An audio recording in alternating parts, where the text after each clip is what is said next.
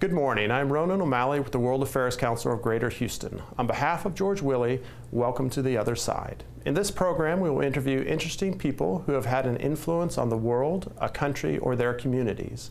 We explore their life, beliefs, and views, and then ask them to consider positions that may be contrary to theirs. This gives rise to an authentic discussion that goes beyond the headlines and enables us to hear perspectives contrary to our own. In today's program, we will be going on a journey with one of Egypt's prominent politicians and thinkers, Amr Hamzawy, to discuss his role in the politics of today, the path Egypt has taken, and the role of Western powers in the region. In an op-ed for the Washington Post, Hamzawy wrote, "5 years after the Arab Spring, democracy seems a distant dream in the Middle East. Arab ruling elites, royal families, militaries, security services, and some business people welcome this outcome. Restoring stability, the argument goes, is more important than democracy. Many Western governments have embraced this logic as well." Following an event with the World Affairs Council of Greater Houston, one of our loyal members and partners for our education program, Dr. Emran al-Badawi, Associate Professor and Program Director of Middle East Studies at the University of Houston, sat down with Amr Hamzawy for The Other Side. Together they went on a journey to Egypt following the Arab Spring, to better understand a country standing at a crossroads between the promise of stability brought by an autocratic military regime and the prospects of democracy. This political upheaval is coupled by the country's ongoing economic challenges and falling value of the Egyptian pound. With such uncertainty, it is hard to know what the future holds for the country. Amr Hamzawy is an expert in political change, human rights, and the rule of law in Egypt, and a visiting scholar at the Center for Democracy, Development, and the Rule of Law at Stanford University, and previously Senior Associate for the Democracy and Rule of Law program at the Carnegie Endowment. Please join us today in conversation between two professors to the other side. Good evening, ladies and gentlemen, and hello, of course, warm greetings to Dr. Amr Hamzawy. Welcome to Houston. Thank you very much. It's a pleasure to have you. It's really quite an honor to have you. Just by way of introduction, our speaker, of course, is none other than Dr. Amr Hamzawy, who is visiting scholar at the Center for Democracy, Development, and Rule of Law at Stanford University. And prior to that, of course, Professor of Political Science at the American University in Cairo and Cairo University. He also has served as a fellow of the Carnegie Endowment. And in the interim, of course, had time to run for a seat in Parliament in Egypt and win and serve for the better part of a year. So it really is a pleasure to have you, and we would like to have some time to discuss some questions about your experience and about the developing situation in Egypt. So without further ado, I'd like to ask you a couple of questions more about your personal life and upbringing. My first question is, what is your primary motivation, and what motivated you, first of all, to become a professor of political science, and then to become a politician and serve your country? Well, the first one is easier to respond to. It was an interest which developed gradually in my secondary school years. I became interested in Egyptian politics and world politics, and one of the few addresses we had in the 1980s, in the second half of the 1980s, as I did my BA in Egypt to study political science, was the Department of Political Science at Cairo University, where I was enrolled between 1984 and 1988 and did my BA. My interest in political science was continued later on. I became a teaching assistant at the department, could go to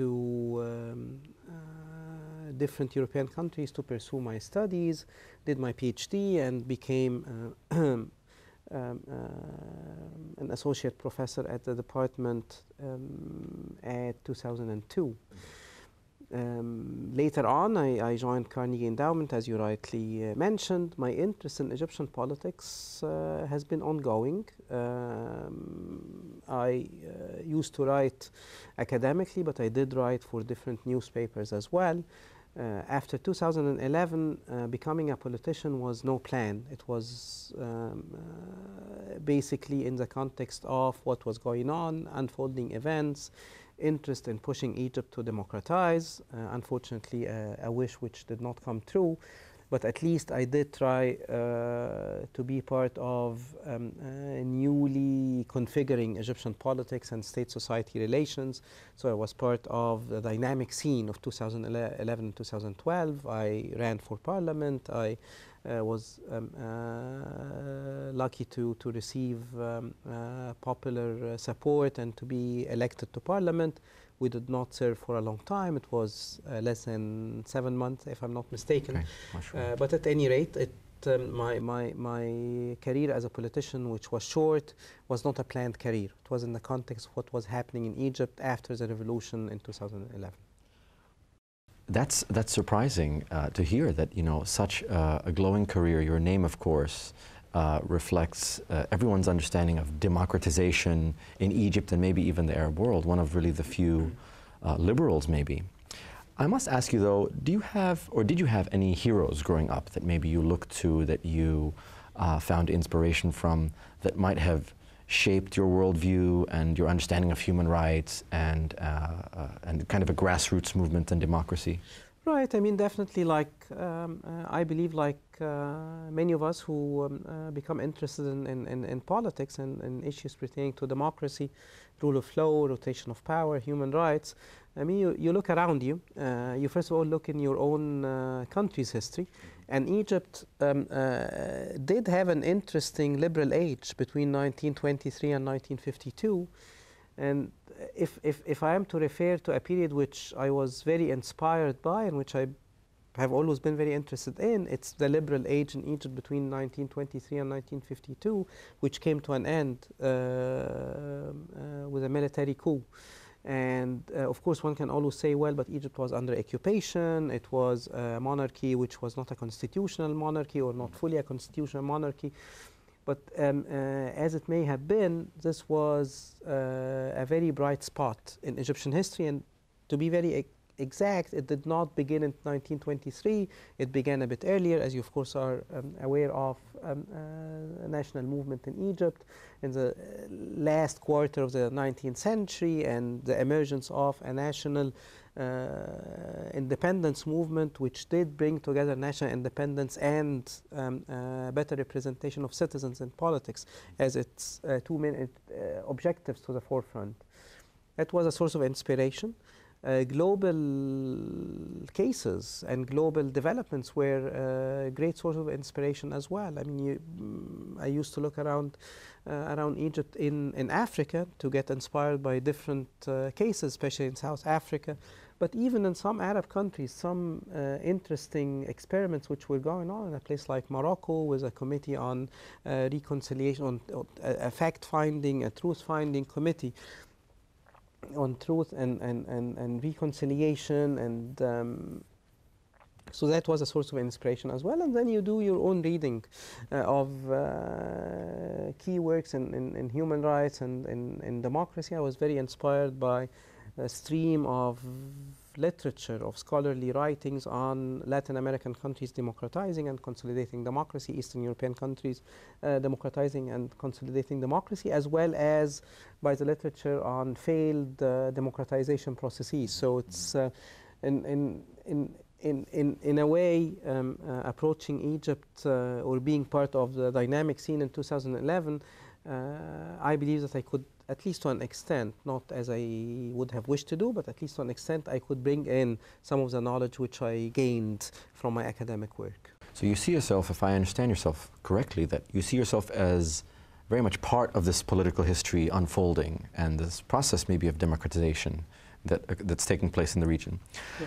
Also, what you said is, it's quite insightful, I think, for the audience that there are heroes, there are examples in the Arab world, in the African world for democratization. Right. I find that very interesting.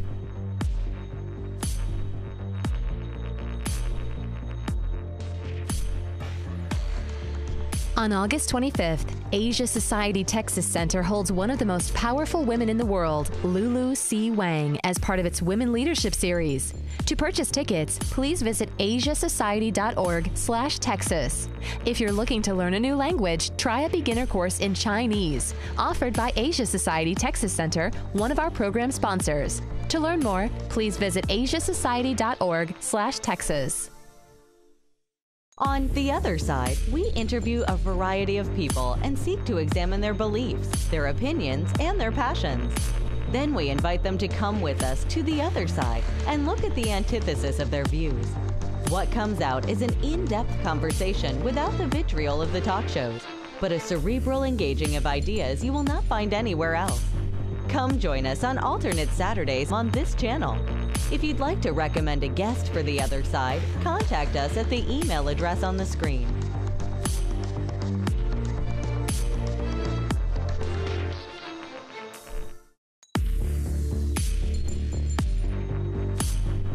I want to ask you, in your opinion, after giving this kind of expert political history, in your opinion, what happened? What led the people of Egypt onto the streets in 2011 and then again in 2012?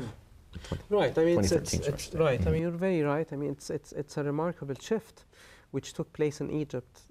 Masses took to the street to demand, in fact, in very straightforward terms, social justice, rule of law, democracy, democratic governance, fighting corruption, dignity, of course. And if you leave aside the terminology which we use as political scientists, I mean, all of these demands were core democratic demands. Here was a population striving to end a long autocratic rule and pushing forward an understanding of democracy and democratic governance, which was very refreshing and which was very inspiring in 2011. But the same masses, more or less, took to the streets once again in 2013, in fact, to demand an end to the democratization process, to demand an end to the democratic, very brief democratic experiment. So in a way, one key question is to understand not what went wrong, but what happened, without putting too much value judgment into it, what happened between 2011 and 2013. And I believe a key component of the answer will take us to the failure of political elites to deliver. We spent, and the reference is to Islamist, religious-based elites, as well as liberal and leftist groups. We spent 2011, 2012 in identity debates, in identity battles. We did not deliver to the real social and economic needs of the population. And what we know from the literature is, unless you can depend on solid majority supporting the democratization process, backsliding or reversals are bound to happen. The second key factor in understanding why the same masses more or less took to the streets 2 years later to demand an end to the brief democratization experiment is, I believe, the failure of, once again, political elites in Egypt to fashion a discourse which would have been able to combine economic and social needs, which brought people to the street in 2011, with constitutional political demands. We did not address how democratization can help Egyptians have better living conditions. And if democratization processes were not improving living conditions of Egyptians, how to account for it and how to give people a hope for better times to come. And this was a public policy failure on the side of religious-based as well as liberal and leftist elites. Of course, you can go into the details of, as I always refer to it, the military security complex, which has always been against any democratization attempt, and was basically waiting, not driven by conspiracies, but was basically not willing to give up on its advantages, privileges, and was waiting for the experiment to lose popular support to come in, which exactly happened. You can always refer to, in fact, the failure of liberal and left, and this was one of the most shocking aspects, as far as I am concerned, liberal and leftist elites to uphold their democratic values, and the fact that they called on the army to interfere in politics to get rid of an elected president with whom I disagreed, whose performance was not, to my mind, a convincing one, but the only way to go forward was to once again have Egyptians going to the ballot box to choose a different president, or to call for an early presidential election, or whatever democratic method we could have depended on. So calling on the army to interfere meant an end to the experiment. You can also add the belief that human rights violations and abuses will be ideologically based, which is always one of the most misleading impressions liberal and leftist elites in the Arab world have always put forward. They have, in many cases, been silent on repressive measures, targeting Islamists, hoping that they will get away safe, but they never get away safe, because once again, repression is never a tailored, ideologically tailored tool. It always moves beyond borders.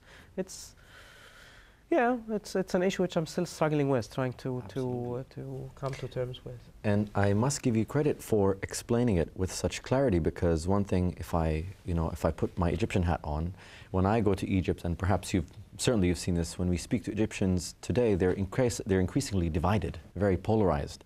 And it seems to me, if I understand what you're saying correctly, that there's plenty of blame to be shared, and that I've heard specifically a failure on the part of elites, and even failure of liberals, and a kind of creeping in of ideology once again, which is bound to happen.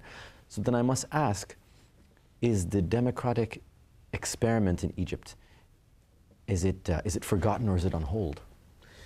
Well, on hold is definitely the more accurate characterization of Egypt in 2016. I may go a step further and say it's not only on hold, it's announced for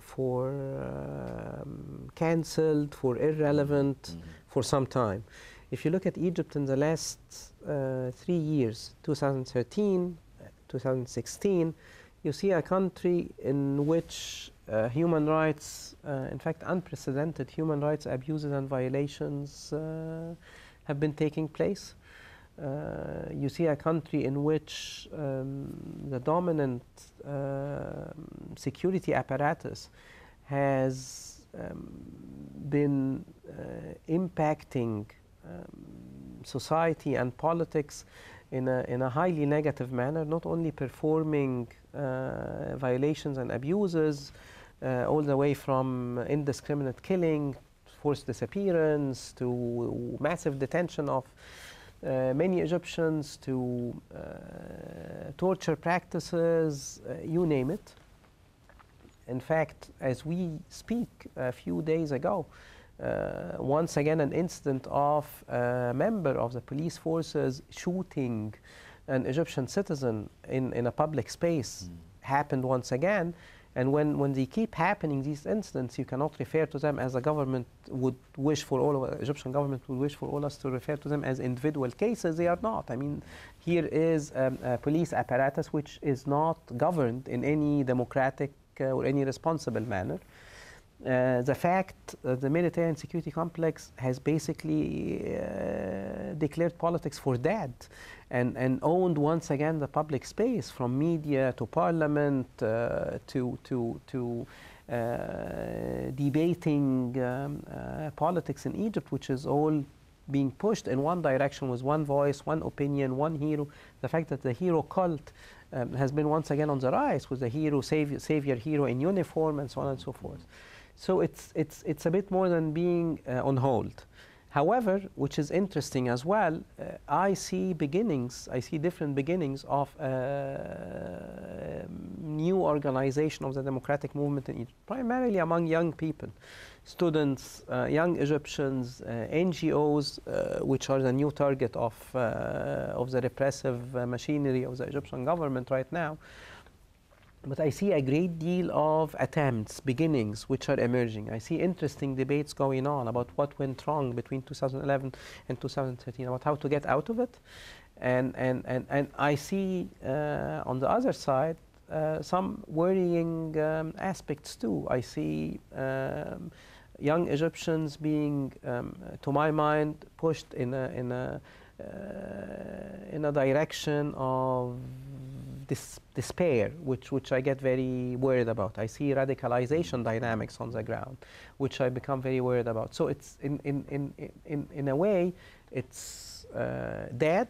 It can be revived, the democratization process. There are some interesting beginnings, but there are some risks and dangers on the ground. Radicalization, highly nationalistic, chauvinistic tones which are emerging right now. And it remains to be seen. So it sounds to me, when you say all this, that there's in fact quite a significant deterioration of the democratic experiment, and not just merely that it's on hold, but that you're nuancing that with a sense of hope and of renewal as well. Right. So that's quite insightful. With continued economic unrest and radicalization and the things that you've mentioned quite correctly, what do you see as the path forward in Egypt? Or what do you, as far as predictions, or what do you think may happen in the next maybe 2, 3, 4 years? And an attachment to that question, right. What about reconciliation in Egypt? Can the Muslim Brotherhood ever get along with Christians and liberals and elites in Egypt? I mean, will we ever see an Egypt that is actually moderately even united as Egyptian citizens? Right. I mean, looking ahead, you're very right in mentioning the significance of the economic and social situation. We are in a deterioration cycle, economically as well as socially. The reference is to macroeconomic performance, to microeconomic indicators, and socially to the ongoing polarization among key segments of the Egyptian population. And it's not only ideological, it's socioeconomic as well. We have a great gap between rich and poor, between the haves and the have-nots in Egypt. You are looking at a country where the poverty rate is around 40%. You're looking at a growing accumulation of wealth among a tiny minority of Egyptians, where once again, polarization does not only lead you in an ideological direction, it's socioeconomic as well. The way I believe, the way I look at it is, Egypt is in a challenging moment in its modern times.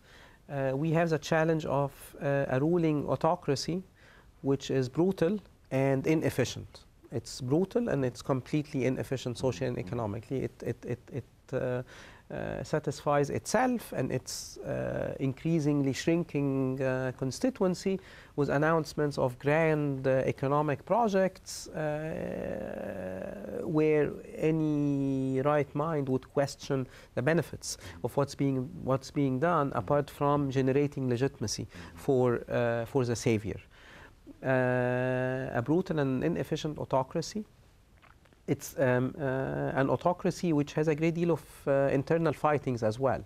I'm not going to take you into the details of who rules Egypt, but this is one of the questions where Egyptians are wondering about what is the role of the intelligence communities, what is the role of security services, what is the real role of the military establishment, who is positioned where. It's no longer a normal polity we are looking at. It's no longer a normal economy if you factor in the huge involvement of the military establishment in it. You are looking at a country with social polarization, which for the first time in its modern times is creating an environment conducive to violence, and radicalization, which I'm very worried about. And therefore, you cannot simply limit radicalization or violence to Sinai and to the terrorism challenge, which is true. The environment itself is conducive to violence. Number 4, you are looking at interesting beginnings, regrouping, reorganization within the democratic movement, but then you see a great deal of deviation and distractions happening.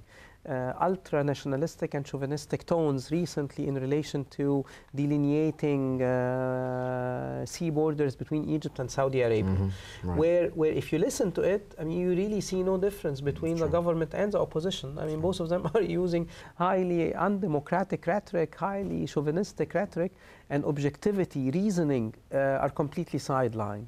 And if you submit as an opposition to the game of nationalist populism, you stand to lose, because once again, in Egypt, the army embodies that image of the one agent of defending Egyptian nationalism, of defending the Egyptian state, and you sideline your democratic demands. So you get people to take to the streets to demand the two islands, which as far as I am concerned, Egypt never claimed sovereignty rights on, and are Saudi territory. I mean, the history is complicated, but you get people to take to the street to demand that these two islands are not to be given to Saudi Arabia, and you cannot get people to take to the streets to demand that 50,000 Egyptians who are detained for political reasons get released. So it's in a way a great deal of challenges are facing the democratic movement.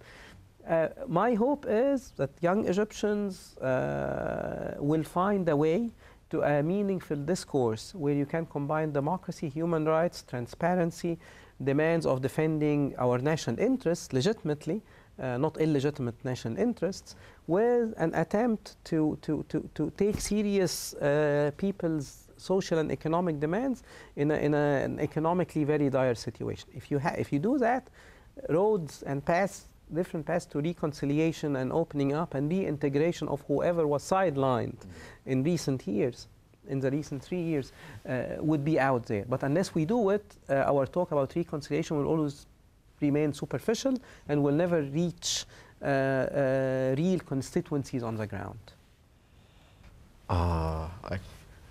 With such clarity, there's not much really left for me to do other than to thank our speaker, Dr. Amr Hamzawy. Thank you very much for the clarity and sobriety that you bring to this very complicated issue. We hope, of course, that Egypt can find its way, and it's in good hands when it has citizens like yourself. Thank you very much. Thank you for joining us on our journey to the other side. Hope you enjoyed this unique perspective of a country in transition, and please join us next time on The Other Side.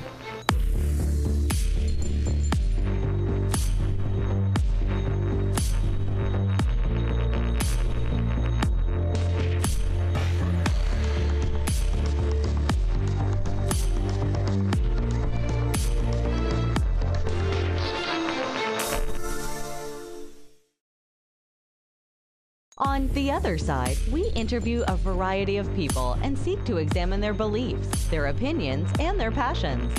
Then we invite them to come with us to the other side and look at the antithesis of their views. What comes out is an in-depth conversation without the vitriol of the talk shows, but a cerebral engaging of ideas you will not find anywhere else. Come join us on alternate Saturdays on this channel.